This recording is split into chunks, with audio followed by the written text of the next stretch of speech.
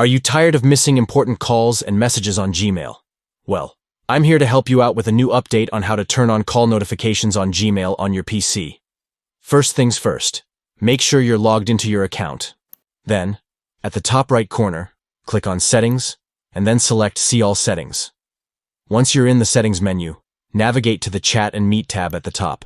From there, you'll see an option for chat notification settings. Click on Manage Chat Settings to proceed.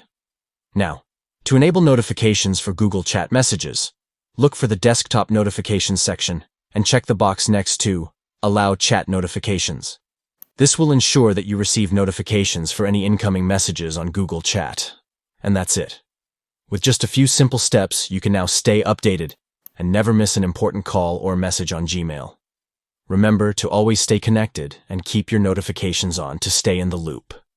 So go ahead and try out this new feature on Gmail and let us know how it works for you. Stay tuned for more updates and tips on how to make the most out of your Gmail experience.